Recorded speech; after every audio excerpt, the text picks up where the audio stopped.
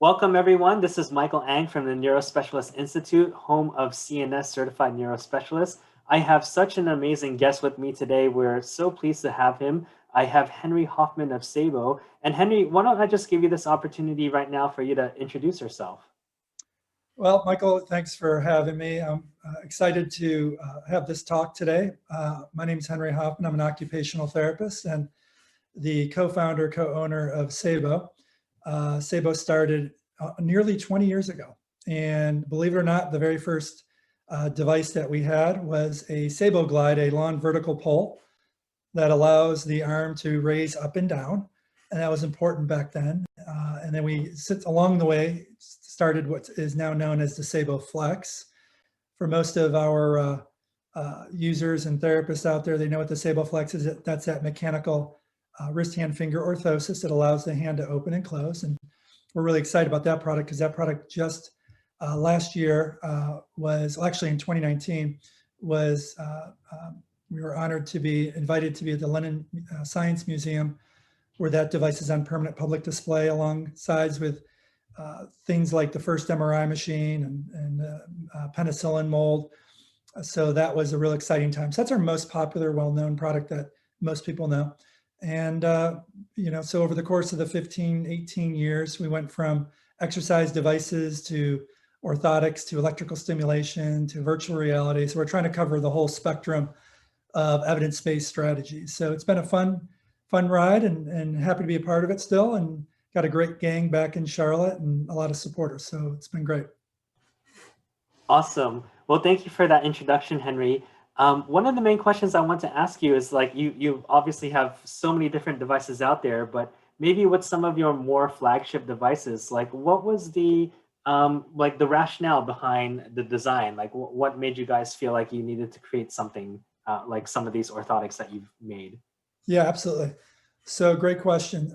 With that first product I mentioned, the Saebo Glide, which is the vertical pole that you would exercise with, think about this. Back in late 90s, early 2000s, as therapists, we were providing home exercise programs that were pretty much stick figure drawings.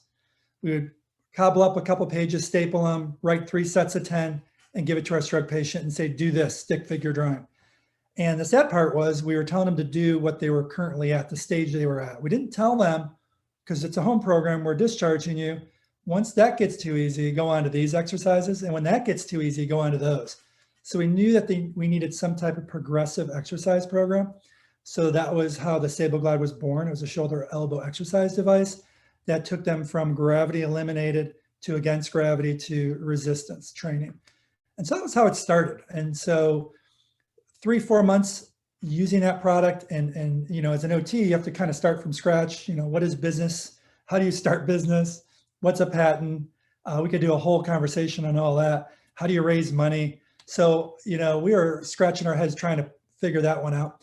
And along the way, we realized, although the shoulder and elbow is a huge part of recovery, the hand for stroke survivors was the biggest issue. Most patients had their hand in a fist. And so when we first started out, this is my brother and I, he's an occupational therapist too. We were really struggling with how can we keep the hand open? And if we could figure that one out, then that would be meaningful. Now remember, early 2000s, that's when constraint-induced movement therapy was huge. And they'd be calling in, I was working at Burke Rehab Hospital in White Plains, 3 phone calls a day. Hey, I heard about this new program called CIMT. Do you offer it? And 90% of them would never qualify because their hand was tight as a drum. So although that was exciting, especially early on, most people didn't qualify. So how could we keep someone's hand stretched out, almost replicate therapist hands on a patient that's wearable, that they can do at home that will mimic grasp and release? And that's where the Saebo Flex, which is our flagship product, was born. So we went back to our old splinting skills. Michael, at OT school, everyone goes to OT school, they learn about splints. Tenodesis splint for spinal cord so they can use their hand functionally. AFOs for feet so they can walk safely. But there wasn't anything for stroke survivors. And that was kind of bizarre, right? And so they have spasticity. Their fingers are super tight, yet we're still doing hand over hand and grabbing a cone. This is early 2000s. Hopefully we're not doing it now. Transferring it and then prying those fingers back out so they can drop. There had to be a better way because research just told us, CIMT just told us we got to do hundreds of repetitions. So unless I go and live with that patient and do hand over hand, this is not going to be fun. So we created the Saboflex through with the help of an orthotist to come up with almost military grade material to harness the severe spasticity. And believe it or not, it ended up working perfectly once we figured out how to block the DIP joint. Until we could figure out how to block that DIP joint, fingers would never reopen to grab and release that ball. So that's where that digicap came in. And then it was all about mechanics. And so that's how the Saboflex started. And back then, once we had that proof of concept, I was using it at my hospital. My brother was using it at his clinic. We knew it would work because we were able to replicate it on patients. So then we started what's called a boot camp. And we had patients show up at a hotel conference room because we couldn't afford to have our own clinic. So we had to figure out a way to help other clients so we can then get more data and see how effective this can be long-term. So they would fly in and they would spend 1 week or 2 weeks with us in South Carolina or North Carolina. And we would do 6 hours a day of nonstop functional training. Back then it was called the functional tone management orthosis. And we do not constantly just grasp and release, grasp and release, grasp and release. And so I won't bore you too much more with the details, but I'll leave you with this funny one. In 2000, strengthening was considered the Diablo. Never strengthen a spastic muscle because that would increase tone. That's what we were told. Our teachers told us that. Our senior colleagues told us that.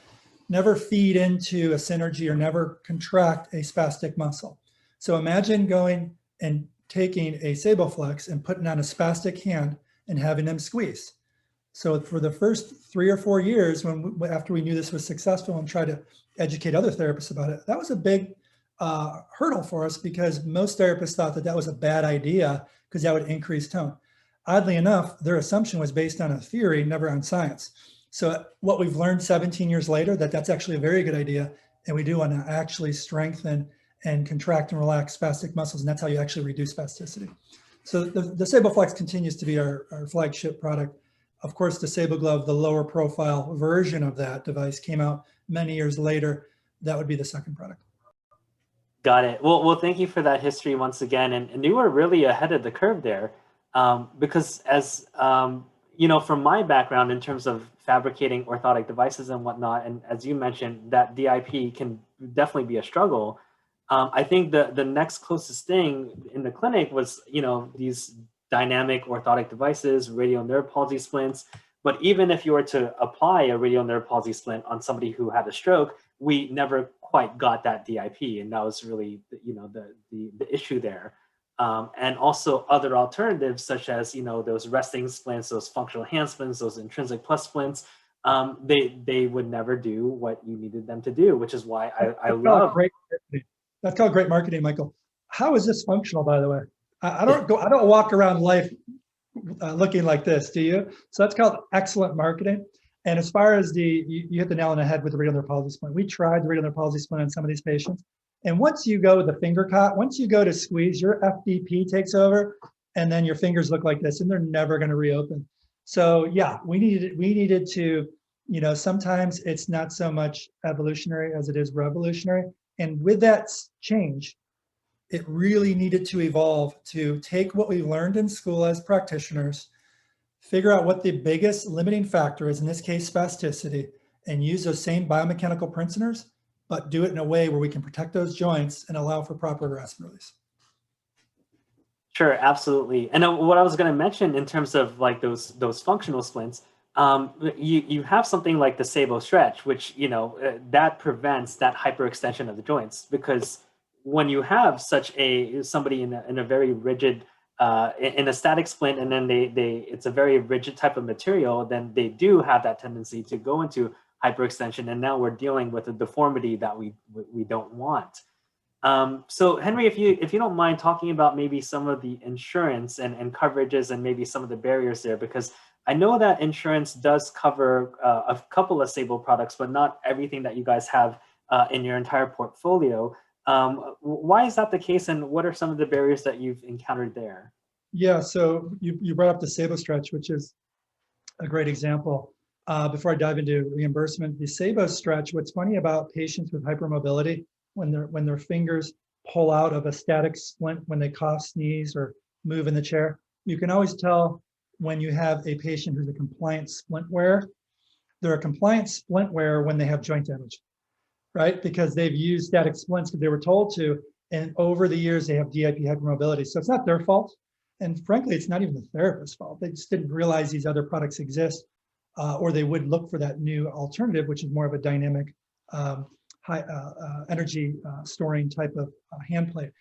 So yeah, that's always another side observation. As far as reimbursement, that's such a struggle. Medicare does not make it easy for stroke patients to get the care they need and get it accessible. So the problem is they only reimburse for products in our space that are going to be orthotics. In this case, they're not going to reimburse for virtual reality. They're not going to reimburse for exercise gaming. They do not reimburse for exercise equipment or electrical stimulation for neuromuscular education. Now, there was a point where they would reimburse for pain when it comes to some of these modalities, but good luck. If you're trying to focus on motor control, neuromuscular education, strength training, don't plan on reimbursement, except for functional orthotics. But believe me, the reason why they would reimburse for functional orthotics a lot of times is not because we think it's gonna rewire their brain and cause neuroplasticity. The reason why they're gonna reimburse them is because they have existing codes that say, hey, we reimburse for wrist, hand, finger orthotics with one or more non-torsion joints that assist with opening and closing, because it's gonna be functional. So anything that's gonna be functional based, like an AFO, like or it's going to be contracture resolution, like a resting hand splint. Those things are definitely going to be reimbursable. So for any of the viewers out there that are thinking, gee, I'm hoping that I can get some of these products covered by insurance, I hope I'm not going to be a Debbie Downer here, but the reality is you can get a Saebo orthotic reimbursed. But if you're also thinking about all those other amazing evidence-based strategies like the eStims, the robotics, the virtual realities, it's just not going to happen. So our goal at Saebo is going to be focusing on these direct to the patient products that are very affordable and accessible, but yet evidence-based. So how about the Saebo step? Is the Saebo step covered by insurance? Yeah, the problem with the Saebo step is it's not an ankle foot orthosis, it's an out of shoe device. So for people who don't know what the Saebo step is, it's amazing, soft out of shoe foot drop device, and it lifts the foot so it clears during walking, and it uses a BOA dial. So it's easy to use. Put it on like with the BOA dial, and it lifts the leg, lifts the foot rather. You may have seen these dials from ski boots to helmets to other type of sporting gear. But that's another scenario where, yes, it's not too expensive. It's about $150. So hopefully enough people can afford that. But guess what? It's not that reimbursable. It's a hurdle to get through. Now, if we actually take a piece of plastic and attach it to the Saebo step and it's shaped like an AFO, guess what? We got an AFO, now it's reimbursed. Not for a lot. So part of my job at Saebo is what can we do to help cut those costs, maybe create and modify the product so they can get reimbursable. So more people can have access to it. But today, speaking, the Saebo step is also an issue where thankfully it's just enough where it's affordable, but it is still a struggle to get reimbursed. And that's really unfortunate because, I'm not the biggest fan of AFOs, especially rigid AFOs that are non-articulated, and the patient really has no room to move and they're just stepping on a hard piece of plastic that's not conforming to their foot. Whereas if you have something like the Saebo step, they're using their own foot, they're using their own shoe, they can land biomechanically in a much greater optimal position. And here we have an AFO that's rigid, that's reimbursable versus a Saebo step that, insurance is giving us a hard time for, Yeah, and that's the problem. It's insurance is not, clinicians, right? It's a machine, and they're not looking at what's the most clinically innovative solution that therapists should be thinking about. It's like, what is something that's not going to cost a lot, that not too many people are going to need, that is still helpful, and might not be great, maybe not even good sometimes, but good enough. And that's the system we're set up with so far, which is unfortunate. So therapists, that's why therapists get frustrated on a daily basis along with their patients when they know these things are going to be helpful, but it's not easy to obtain. Got it. Well, can you talk a little bit about, comparing the line of products that Saebo has with maybe some of the custom devices out there? Like, why go with some of these prefabricated devices versus something that's more custom? Well, there's not a lot of options in general. It depends. We have a big product mix. So I look at our product mix in buckets of evidence-based. research. So we have the virtual reality, and obviously we're not talking about that today. We're not talking about exercise gaming. We're not talking about electrical stimulation with your question. So the only thing we're really getting into right now is orthoses. And so we have, when you think of neurological orthoses that are functional, I think SaeboFlex is pretty much it. So we have a custom fabricated device ourselves. So you would send in the measurements for the SaeboFlex or the Saebo Reach. The SaeboFlex is a device that's used, it's a wrist hand finger orthosis that allows clients to grasp, and their spring system helps reopen the fingers so they can release the object. The goal over time is that by doing that grasp and release, we're doing what the research wants them to do, which is task-specific training. So you can work on not only your proximal movements, you can break out a synergy, but you're also working on grasp and release, and that's important for the brain. The brain, that's food for the brain, right? If they can't straighten their elbow, they're going to use the above elbow component. And that's what makes up the Saebo Reach, which is elbow, wrist, hand, finger orthosis.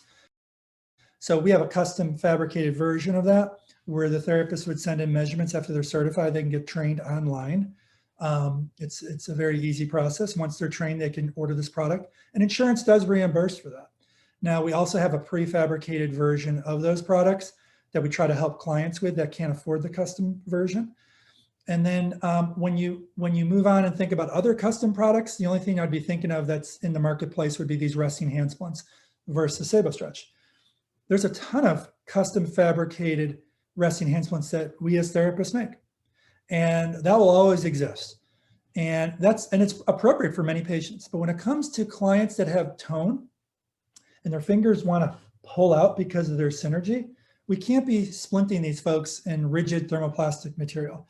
We should be considering energy storing hand plates. So when the tone kicks in, it's going to then recoil back, and the stress on those joints won't take a beating like it would be if it was a rigid hand plate.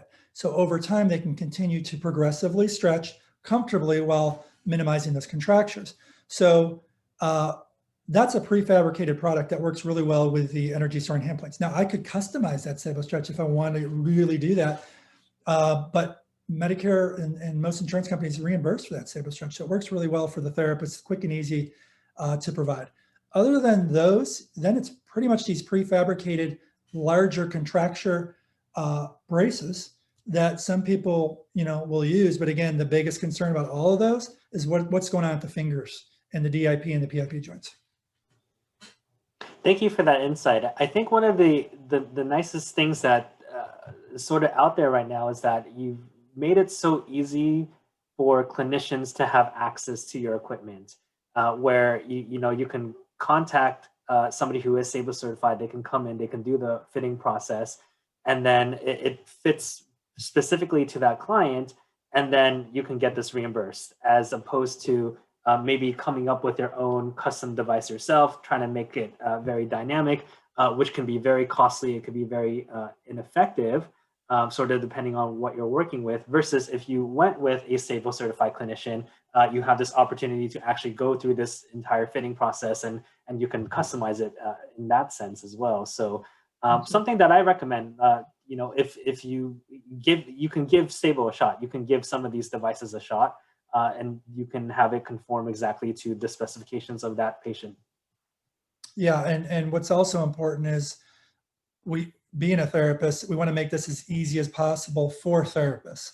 So, I'm looking through the lens of a clinician. What's the easy button for helping my patient? And part of the easy button is we always offer the 14-day free trial. If you don't like any of these products, if it doesn't work for your patient, whatever the reason is, you just send it back. And so it doesn't get any easier than that. So, the other thing I look at from a lens of a clinician is CEUs, just like you. So it's important that patients and therapists have access to not only the recorded content, but the live content that we provide, so they can get the latest training, so they can be clinically competent to provide this solution to their patients. Because, these devices do not have a PhD degree. It's the hands that guide the tool that make the difference, not the tool itself. I could put this device on a silver platter, but if the clinician doesn't know what to do with it, it's not going to do anything. So that's why the education is very important. It's not just a product, it's a program, and that's where the education comes in as well. And thankfully for Michael, for your organization and the education you're providing, you're helping drive that message and trying to get these patients, therapists to the next level so they can help those patients. Great.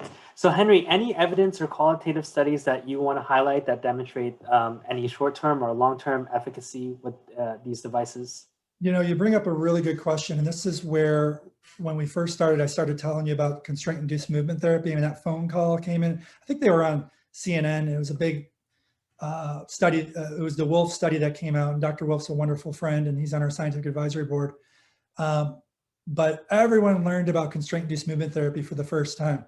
And when those phone calls came in the early 2000s, they all were asking, can they qualify? And if you peel back the research and you fast forward for the last 15, 20 years, what we learned, which is super, super clear, and this is the research that we have also, the outcomes that came from Saebo studies, these are independent studies from all different universities worldwide, is whatever we do with these clients has to be meaningful, purposeful, intense, high repetitious activity-based. And if your patients, 80% of them cannot extend their fingers to even participate in task-specific training. So 80% cannot even participate, I'll repeat that, in task-specific training. So 80% can't benefit from the latest research. So what could Saebo do to help with that? Give them the catalyst, give them the actual device that will allow them to engage and do what the research wants them to do, which is functional-based training. So when you look at all the evidence that's been compiled over the last 15 years, and you can see it all at Saebo's website under the research tab, from universities worldwide, you'll see, from MRI studies to outcome studies to spasticity studies, is when clients are using the basic neuroplasticity principles of high rep task specific training while using the device, you're going to see that progress that you need. And what it does for that 80% that doesn't qualify for what the research wants them to do, it gives them a chance. And that's what we're trying to do, is just like therapists, we're trying to give these patients a chance. And of course, the research that you'll also see online are the other products. You'll see eStim research, you'll see some virtual reality research, a lot of mobile arm support research with our zero gravity device. So I encourage the listeners to check out the website to see all the research. And thank you for bringing that up, because a lot of what I tell my students all the time is, when you look at the evidence and the research, there's such a focus on function-based training or occupation-based training, which I'm a big proponent of because I'm also an occupational therapist. But when it comes to actually doing the occupations effectively, if my hand is in a fist and I'm trying to pick up a cup, I don't care how many cups you put in front of me. I don't care how many functional activities you put in front of me. If I can't open up my hand, how am I even going to start to do functional training? It becomes very compensatory at that stage. That's exactly right. And we hear it every day from the patients complaining that they're sick of their therapists, because it's not the therapist's fault so much. It is if they continue to keep doing that over and over and over, billing the patient. Because at that point, it's not skilled service. Because what you're doing is teaching them to you're giving them a stronger left arm, their healthy arm. Can't get it much stronger than that. You're stretching their hand each time they come, and that's not a skilled service. That can be done at home by their caregiver. Or you're working on something that's not that important as far as medically necessary. So I think there's some potential ethic issues with continuing to use concepts from 30 years ago, when there's no reason to be using concepts from 30 years ago. And if you have a client whose hand's in a fist, I remember asking a bunch of patients when they were at a course, and we asked them, okay, you're at this hospital, your therapist comes in, what do you want them to work on first? Do you want them to get you independent one-handed, or do you want them to get your arm back? What would you want first? 100% of them said, get my arm back. But guess what? It took like 2.5 weeks of their therapy to actually focus on getting their arm back. They first focused on what the insurance wants the hospital to focus on, which is their FIM scores. So there is an issue it's near and dear to a lot of clinicians' hearts, and it's unfortunate that this still occurs, but think about it from a patient's perspective. And the patient's perspective is, my hand's in a fist. I am not going to continue to weight bear and stretch my way out of this recovery. So what are you going to offer me that's available based on evidence that can take me to the next level? And there's a blog that was written on 7 key questions you must ask your therapist. Interview your therapist before you go to them an outpatient. And it's heavily weighted on asking them questions on what their background and experience is with working with stroke survivors. Because one of the frustrations, especially in these rural areas, is a lot of stroke survivors are going to clinicians that have minimal experience working with stroke patients. And that's another issue. Thank you again for that insight, Henry. Finally, last question for you is, what is the future of Saebo? Are there any upcoming devices that we should be on the lookout for? Any other focus areas? So the focus for our team is to continue to think about neuroplasticity as the key focus and what drives neuroplasticity. And there's a lot of wearable devices that are coming out, and some of them are um, um, practical, some are not. And so we're going to go down that road to learn about ways we can keep patients more motivated at home. We have a lot of work to do with improving our current products. So that's definitely on the list. And there's areas in the upper limb that we still haven't focused on that I want to address that are impacted by most stroke survivors. So I think we're definitely busy for the next few years with the R&D pipeline. But the bottom line criteria for us is not so much making this very cool product, because if it's very cool and it's not accessible, what's the point, right? What's the point? So if we have the best robot out there, and again, I don't think something like that exists, but if there's this best robot out there, but it still costs $10,000, what's the point? You're only going to have it for a few days in inpatient. You'll never see it again. So that's not our job. Our job is, let's make something that's mechanical, that's affordable, that doesn't have wires. Once you have wires, it gets expensive. So I'm trying to avoid wires, but if you have a few wires, you can still keep it. And when I say wires, I'm talking about more from a technology standpoint, something that might be sensor-based that can track something, not so much augment movement. But our goal is, if we can create a product that's going to be something that they can use, that's independent for them to get on at home, that will keep them motivated. And guess what? It's under a couple $100. That's our sweet spot. And that's what we're going to continue to do, because if it's not accessible to the patients, what is the point? All right. Well, thank you for this, Henry. I really appreciate you taking the time to answer the questions that I have for you. Anything else that you want to share with our audience? No, I just want to thank you guys for listening in. And Michael, thank you for hosting this recording. If you want to learn more about what we have to offer, definitely check out Saebo. It's www.saebo.com, S-A-E-B-O, where you can learn more and give us a call, and we could walk you through all the different clinical solutions we have. All right. Perfect. Thank you again, Henry. All right. Have a good day, Michael.